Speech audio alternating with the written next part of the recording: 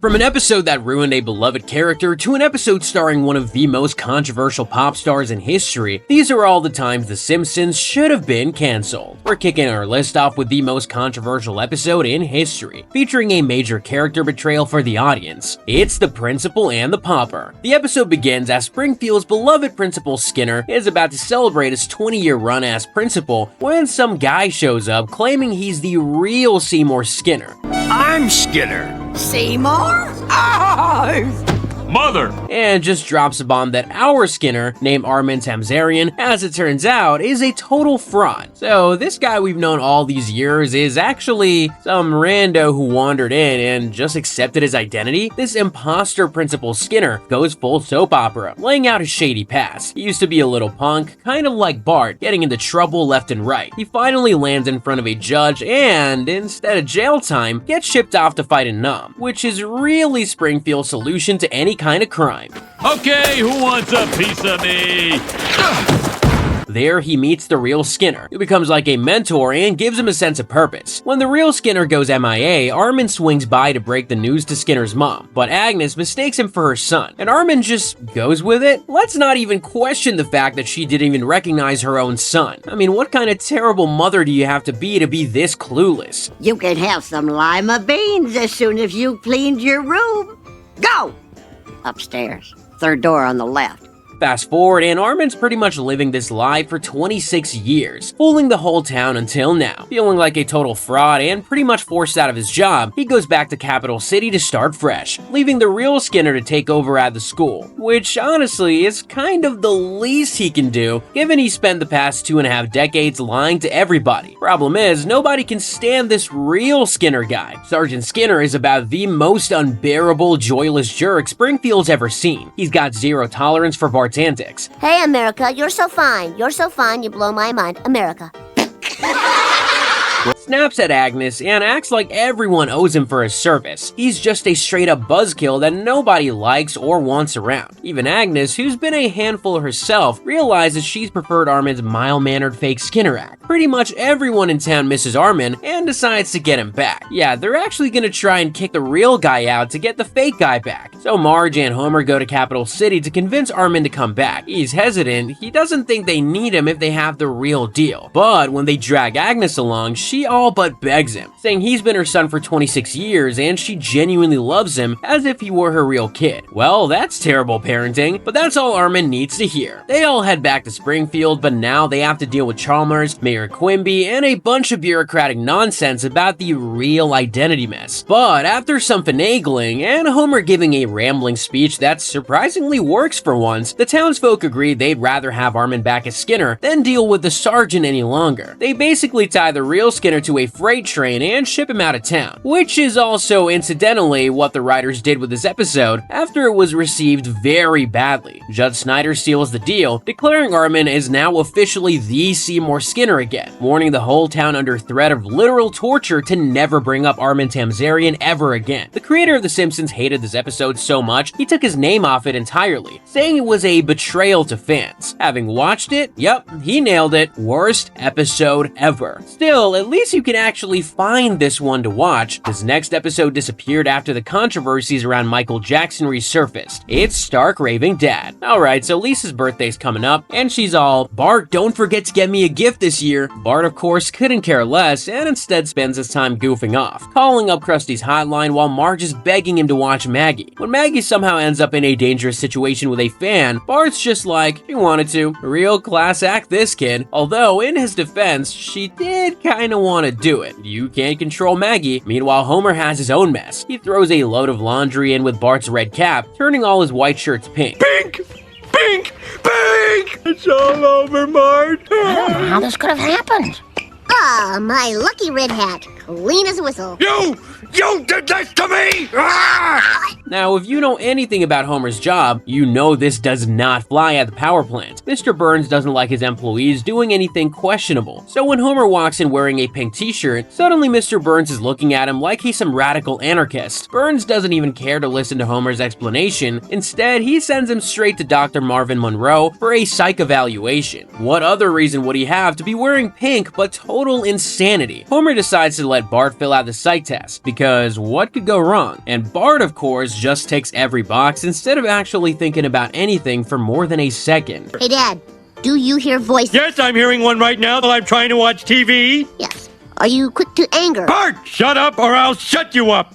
Yes. Naturally, Homer is officially declared insane and shipped off to a mental institution. It only took how many years for us to get to this point? At the asylum, Homer's roommate turns out to be this massive guy, claiming he's Michael Jackson. And Homer, having no idea who Michael Jackson even is somehow, just believes him. They bond over their shared weirdness, and soon enough, they're buddies. Turns out, it's easy to befriend sketchy pop stars in these institutions. Meanwhile, Bart's babbling to everyone that Michael Jackson is coming to town, totally buying into the delusion that his dad is besties with the man who was then the biggest pop star in the world. It's like he didn't know that The Simpsons is just one big carousel of celebrities. On Lisa's big day, Marge manages to get Homer released, but in the middle of all this chaos, everyone forgets it's Lisa's birthday. Poor girl's left celebrating with just Maggie while the entire town is waiting outside for Michael Jackson, and they have no idea just how disappointed they're about to be. When Homer and Michael finally show up, the crowd realizes this Michael is just some big bald white guy. What the hell is this? They go wild and Lisa is still ignored. Bart's got no gift and Lisa's furious, even writing Bart a note disowning him as a brother. Actually, that might end up being one of the best gifts she could give herself. Feeling guilty, Bart gets Michael to help him make it up to Lisa by writing a birthday song. They put together Happy Birthday Lisa, perform it for her, and she finally forgives Bart. That song, by the way, is easily one of the best ever written for the show, and I will go to my grave saying it. Then, as if the whole mess couldn't get any weirder, Michael casually reveals he's actually some guy named Leon from Jersey, who just talks like Michael Jackson because it makes people happy. He strolls off down the street singing, leaving everyone scratching their heads. But hey, it's cute. God bless you this day.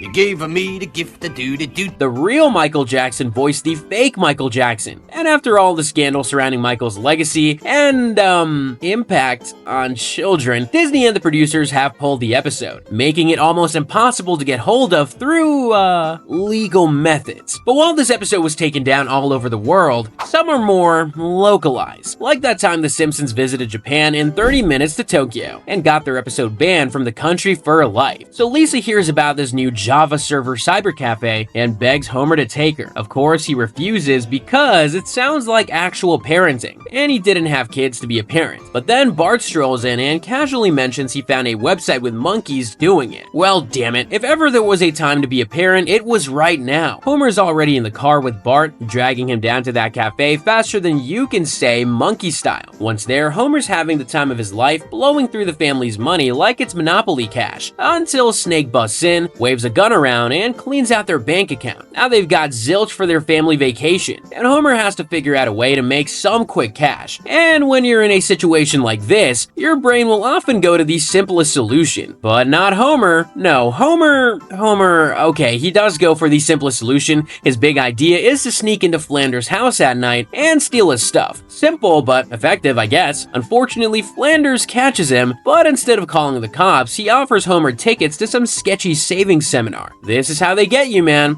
I think you'll find living thrifty a lot more satisfying than stealing. Maybe you're right, Ned. Maybe you're right. Homer swipes those and the whole family goes to this seminar where they get advice from some tightwad about dumpster diving and last-minute flights. They score a cheap flight alright, but it's to Tokyo, which for most of us would be very exciting, but for Homer, nah. So they land in Japan and Homer's instantly disappointed it's not Jamaica. He even tells Marge they could have just gone to the zoo to see Japanese people, which is, Certainly a belief to hold, I guess. Then on the plane, Bart's Game Boy apparently sends them into a nosedive until he turns it off, and the flight attendants are freaking out about the whole thing. Welcome to Japan, folks. They're barely checked in at the hotel when they're blown away by some high-tech talking toilet that sprays multicolored water. Intentionally, too. None of this Springfield brown water. Homer's obsessed. Bart's watching him on some creepy in-toilet camera, and Marge and Lisa are just appalled by the entire thing. Mom, Lise, check it out. Dad's on TV. Oh, yeah. And since they're in Japan, Homer and Bart blow all their yen on crap they don't need, including a square watermelon that Homer drops and destroys instantly. But I guess that's what they're in Japan for, right? When Lisa suggests they experience actual Japanese culture, they're like, nope, and bolt. Bart's only interested in the seizure-inducing TV shows that leave the whole family convulsing on the floor. Hey, what the? All right.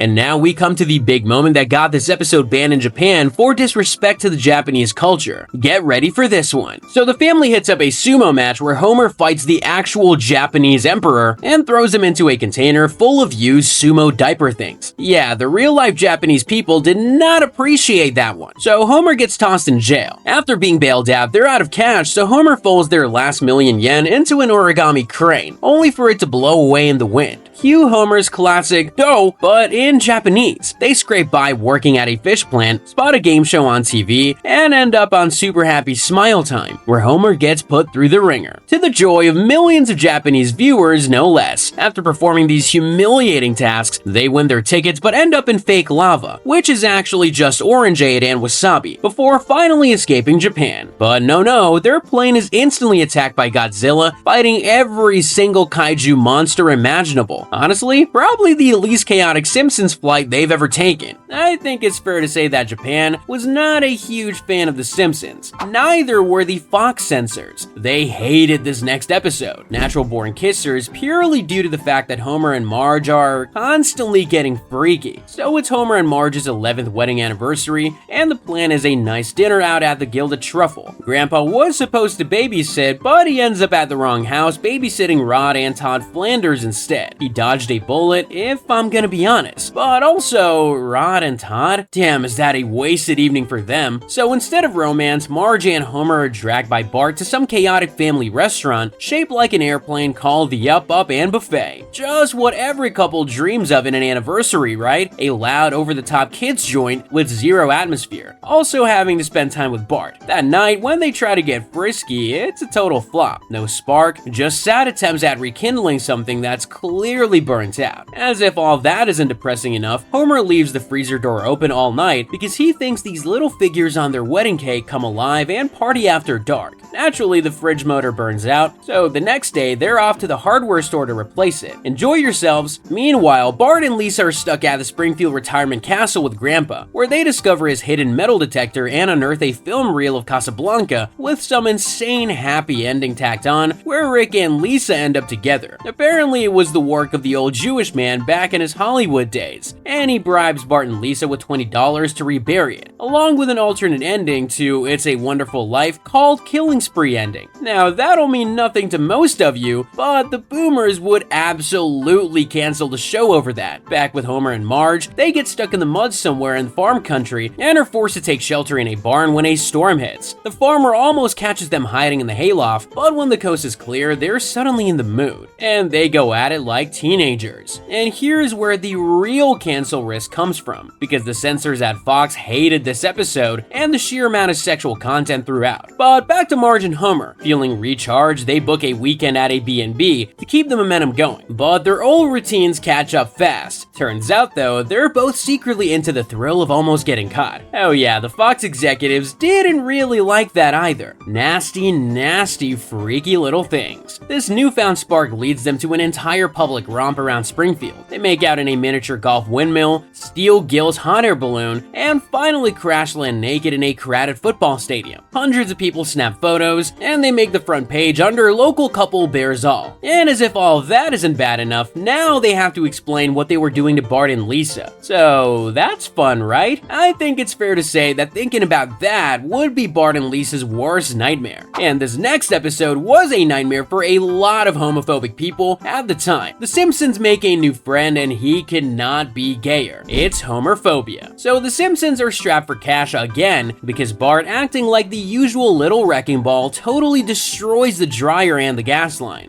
So Marge, desperate for cash, hauls out this so-called Civil War heirloom doll to pawn it off. She takes it to Cockamamie's, this weird little collectible shop, hoping to cash it in. And surprise, surprise, the shop owner, John, tells her it's a piece of junk. Just a liquor bottle made to look like a historical doll. In Marge's defense, an old liquor bottle is definitely an antique in Springfield circles. But Marge and the family instantly love this guy. John's sassy and full of campy knowledge. So they invite him over to check out all the other random junk they've got stashed away. Maybe there'll be something that makes them rich. The next morning, Homer casually suggests they invite John and his wife over sometime, and Marge drops the completely unsurprising bombshell that John's gay. Homer freaks out like he's been personally betrayed by the universe, and refuses to hang out with John anymore. While the rest of the family, they're all in. They go on a tour of Springfield with John, who's basically a one-man pride parade, and they're loving every minute. He just seems like the greatest guy in Springfield. Then Bart starts picking up John's vibe, rocking Hawaiian shirts, prancing in wigs, even ditching chocolate cupcakes for Strawberry. Homer's convinced Bart's turning gay and loses his mind about the whole mess. He needs his son to be manly like him. Well, ish. His solution? Some twisted man-up crash course. He drags Bart to stare at a cigarette ad with some half-naked women, hoping it'll spark a real man reaction. You know, like Homer tends to have. Bart's response? He starts craving Slim cigarettes, the exact opposite of Homer's plan. Homer tries again and hauls Bart to the steel mill, the manliest place he can think of. But when they get there, they encounter what may just be one of the greatest jokes in the history of the show.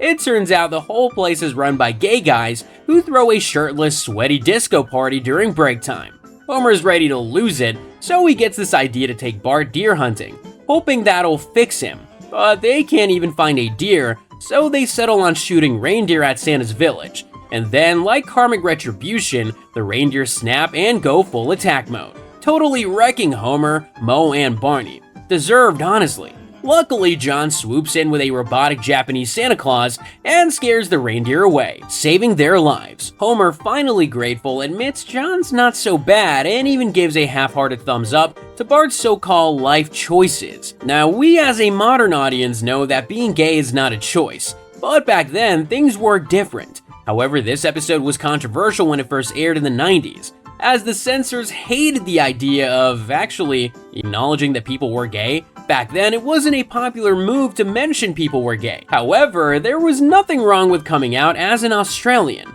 Unfortunately, The Simpsons' one and only visit was not a success. This next episode is Bart vs. Australia. So the episode kicks off with Bart and Lisa racing bathroom products at the sink. Lisa wins, and she's all, it's the Coriolis effect, which is some kind of specific thing where the water goes the opposite way in the other hemisphere. Bart doesn't buy it. He thinks she's full of crap. Which, as we all know, Lisa often is not. Bart is so desperate to prove her wrong that he starts flushing toilets and draining sinks like a maniac, even messing with Homer's shower in the process. Lisa tries to explain the science more, but Bart, he'd rather prove her wrong in the most expensive way possible, calling up the entire southern hemisphere until he gets the answer he wants. Hey, he's not paying for it, so go to town, kid. This dingus racks up a massive phone bill, including one very long collect call to some poor Aussie kid, Tobias, pretending to be Dr. Bart Simpson of the International Draining Commission. Tobias confirms their water spins clockwise, and Bart's pissed, but he keeps Tobias on the line for a long time, costing Tobias' dad $900 dues. Aussie dad's furious, but Bart just mocks him like the cocky little punk he is. He has no respect for anyone, let alone Australians. Or, especially Australians. That's probably why they ended up really hating this episode. Next thing you know, Bart's racked up a pile of collection letters from Australia.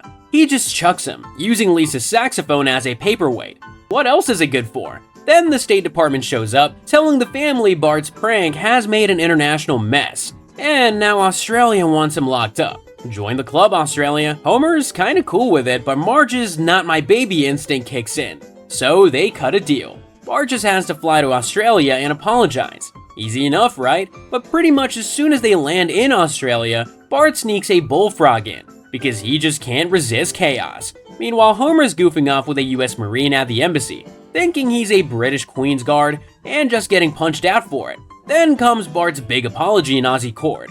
But it's not enough for him to say sorry and all is forgiven. They also want to boot him, literally kick him in the butt with a giant boot. Homer freaks, but this booting is Aussie tradition, and they don't want to piss off the locals. Just bend over and take it, man. It's one boot. What's the worst that can happen? Well, nah. Bart dodges the boot, then doubles down on his cockiness by mooning the crowd with "Don't Tread on Me" written across his butt cheeks. At least he was prepared, I guess. The Aussies go berserk, storming the embassy, and the family escapes in a helicopter. It's the fall of Saigon or something, with Aussies chucking phosphorus cans at them. Oh yeah, the Aussies also didn't like all those stereotypes. They're still traumatized by the whole Crocodile Dundee thing. You call that a knife? This is a knife. That's a spoon. Oh, I see. You've played knifey spoony before. As if that wasn't enough, Bart's stowaway bullfrog has gone full apocalypse on Australia, breeding like crazy and totally trashing the ecosystem, basically destroying the country. And as they fly off, there's a koala on the chopper, plotting revenge like it's about to start World War III. Never trust a koala, but you should probably adopt it if you do. This next episode really shows how good adoption can be. Unfortunately, it also shows how dangerous China can be, and they did not like that at all. This is Goo Guy Pun. So Selma takes old Mr. Burns on his driving test. The guy's license expired in 1909 for God's sake. Let him die already. During the test, she gets hit by a hot flash, ends up in the ER, and it turns out she's menopausal. Cue Robert Wagner explaining the birds and bees for the 50+ crowd. No more baby making for Selma. Not that she was ever really at any risk of that. Still, she's crushed. But Patty suggests adopting. After a failed attempt to snag one of Cletus's kids, because Cletus's family can't keep track of their own offspring, Lisa pipes up and suggests adopting from China, because why adopt from Springfield when you can get a free trip out of it? Selma's all in, files her forms, but the adoption agency's like, sorry, only married couples allowed. Solution? She throws down Homer's name as her husband, without asking him first. So Homer gets this gut feeling something fishy is going down as he's grabbing lunch with Lenny and Carl. That feeling when the devil has hit you with something nasty? He has that. Next thing he knows, he's roped into a China trip with Marge and Selma, and he has to pretend to be Selma's hubby. At first, he's like, hell no, because he's obviously got zero love for his sisters-in-law. But Marge convinces him to take one for the team, so Selma can live her dream of parenthood. Off to Beijing they go, where they meet Madame Wu, this stone-cold adoption agent who tells them they gotta wait a few days for the baby handoff. And honestly, I would not mess with this woman. Just listen to her, man. So what does Homer do while they wait? Claims he's an acrobat, obviously. Oh god. The circus calls his bluff when an actual performer gets killed for dissing the CCP, and they toss Homer into the act to keep the crowd happy. I think it's fairly obvious why the Chinese really didn't like this episode, right? So Homer gets banged up, ends up in the hospital, and meanwhile, Selma finally gets her daughter Ling, who has a thing for clawing at Homer's eyes. Like adoptive mother, like adoptive daughter, but just as they're ready to leave, Wu spots Homer and Marge cuddling, blows the whole cover, and snatches Ling back. So Team Simpsons goes full Mission Impossible. Homer gets spray painted like a Buddha statue, sneaks into the nursery to grab Ling, and they're off. Only to run into Wu in Tiananmen Square, rolling up in a damn tank. So there's another reason that the Chinese banned this episode. Selma pleads with her, bureaucrat to bureaucrat, and Wu, softening up thanks to her own tragic backstory, finally lets them keep Ling. At the end, they're sailing away from China on a junk boat, Selma laughing her weird laugh, telling Ling she'll come back one day. As a spoiled American teen, of course. And guess what? Ling's already got that same loud laugh, just like her new mom. although probably with a lot less cigarettes. I hope. The Chinese government took issues with a few scenes in this episode, but it only took one scene in this next episode to cause a massive controversy for viewers everywhere. It's Homer versus Dignity. The episode starts with Bart accidentally getting his first A. Really. He's so distracted watching Crabapple and Skinner make out in class that he starts cheating by actually studying, so not really cheating. I'll let it slide. The family celebrates this miracle by eating at a cheesy joint called the Singing Sirloin. But Homer's credit card bombs, so they're stuck. Cue the Simpsons trying to dine and dash like a bunch of idiots, getting caught and having to pay their way out by playing mariachi music like some low-rent band. Actually, they're not that bad, but back home, Marge finally faces the obvious. They're flat broke. So they see a financial planner who's like, Homer, you're an idiot. Even bankruptcy can't save you guys. You just need more cash. He needs to find any job he's even remotely capable of doing, which is a shame given his limited IQ. Meanwhile, Burns decides he's bored and lets Smithers off on some Malibu Stacy musical gig he wrote. Free to do whatever, Burns pops into Springfield Elementary, where Homer sees his chance and tries asking for a raise. But Burns, being the twisted old nutcase he is, offers Homer cash if he'll hit Lenny with a pudding cup. And Homer, reluctant for all of 2 seconds, he nails Lenny and now has a sweet gig as Burns' official prank monkey. Well, this can't possibly go wrong. Burns keeps sending Homer out to do these ridiculous stunts, humiliating everyone around, but Homer doesn't care as long as there's a paycheck.